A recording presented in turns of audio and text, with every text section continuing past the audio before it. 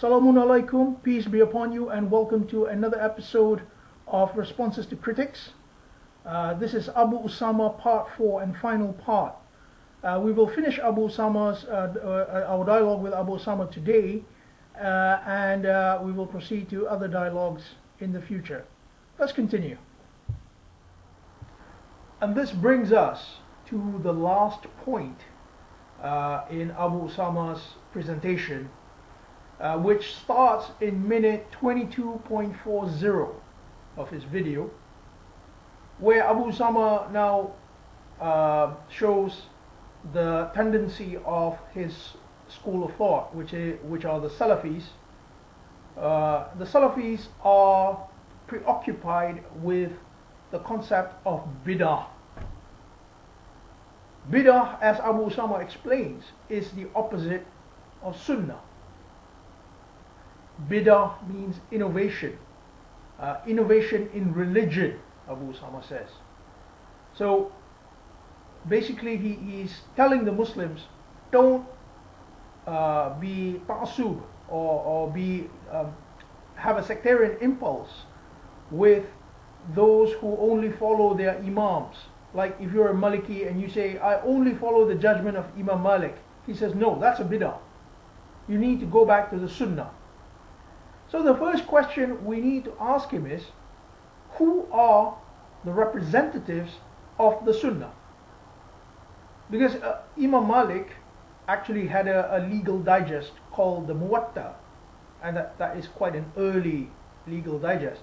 And the Malikis believe that the Muwatta contains the judgment of Ahl al-Madinah, the people of Medina, in other words, the people with the Prophet himself. So the Malikis are not exactly latecomers, whereas Abu Usamah's school, the Salafis, they came more than 1,000 years after Imam Malik, and that being the case, they have their access to the Sunnah is even more in doubt. Yet Abu Usamah claims that these people are wrong and he is right. So that puts us in a great difficulty which we find with the Sunnah. The Sunnah is constantly in dispute, even among the Ahlus Sunnah, the people of the Sunnah. Some of them say, okay, well, we can only believe hadith from this source. Others say, well, we can also use qiyas and ijma, analogy and agreement, consensus. Others say we can't. The Hanbalis, they say we can't use qiyas and ijma. We must go back to the Quran and Sunnah. And of course, now we have the Salafis, who are very close to the Hanbalis, who say we can only rely on the Quran and Sunnah as well.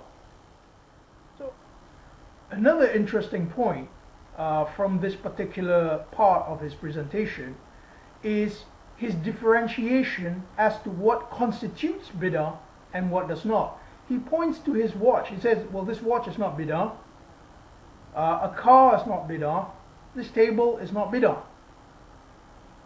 Bid'ah is only fi Deen, in the Deen. However, this does not cohere, it does not tally, it is not parallel to the practice of Rasulullah. During the time of Rasulullah, obviously when they gave the adhan, for example, the call to prayers, they did not do so with a microphone, they did not do so with a TV, they did not do so on the radio.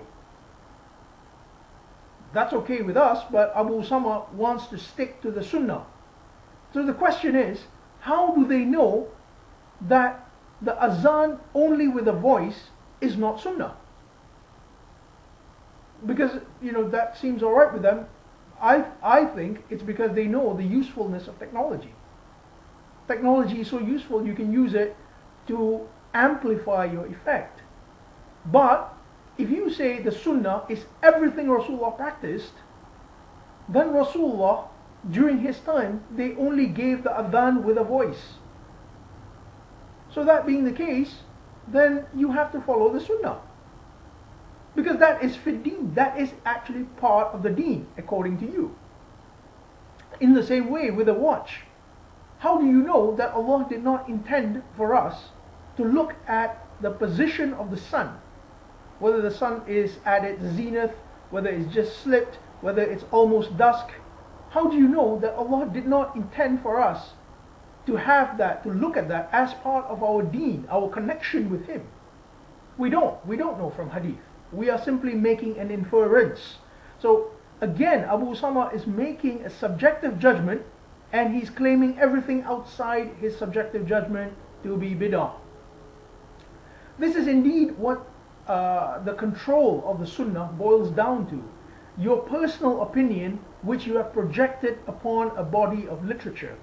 And that is what you call sunnah. Again, with a car, Rasulullah did not ride a car. He rode possibly a camel, possibly he walked. Again, how do we know that that is not part of our deen? Perhaps Allah intended for us to walk or to ride camels, not horses perhaps. Well, he had horses. Perhaps not other animals which were not available at the time. Maybe Allah intended for us to do that for exercise. But no, Abu Usamah says, no, cars are alright because that's not part of deen. No. If you accept sunnah, then everything Rasulullah did is sunnah. There are no exceptions to the sunnah. So if Rasulullah made a mistake, that's part of sunnah, because he made a mistake. And if he was under God's guidance at all times, remember, they used to quote, وَمَا يَنْتِقُ عَنِ الْهَوَىٰ. He did not speak of his own volition. إِنْ هُوَ إِلَّا وَحْيٌ يُوحَىٰ is nothing more. It is nothing but a revelation to him. Chapter 53, verses 3 to 4. Then you must accept that everything Rasulullah did, without exception, is sunnah. There is, of course, a hadith which they quote about Rasulullah giving a judgment about some agricultural activity which proved to be false. And Rasulullah said, well, I've only come to teach you the deen. If I've made other judgments, then and the judgment turns out to be false, then that's not on me. So that being the case, the adhan, which is part of deen, walking to the masjid, which is part of deen, even sitting on tables in presentations, which is part of deen, it has to be because we are spreading the deen, that's all sunnah. So that being the case, if you take a literalist approach to the sunnah, you have to do this. Now it's different with the Quran. The Quran never specifies the particularities of Rasulullah's religious experience. You will never see in the Quran Rasulullah ate with 3 fingers. You will never see that he rode a camel to the masjid. You will never see that he looked at his watch for the adhan. You will never see that, because the Quran is guidance for all people at all times. It is general enough for that. So this concludes our dialogue with Abu Usamah.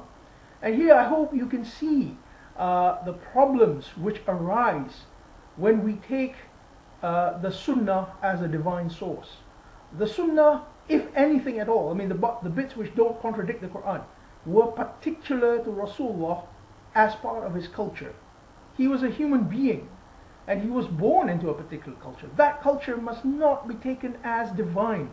It is not divine. It's simply human culture. The Quran is divine. Everything in the Quran will stand for all time. That's what makes it divine. So with that, we conclude responses to critics Abu Usamah. Inshallah, next week we will be looking at other arguments against the Quranist position. And we hope that you will send in your comments, and perhaps even send in some suggestions of videos and essays, even essays, which we can respond to and have a dialogue with. Many thanks for your viewership. We hope you have a good weekend ahead. Bye.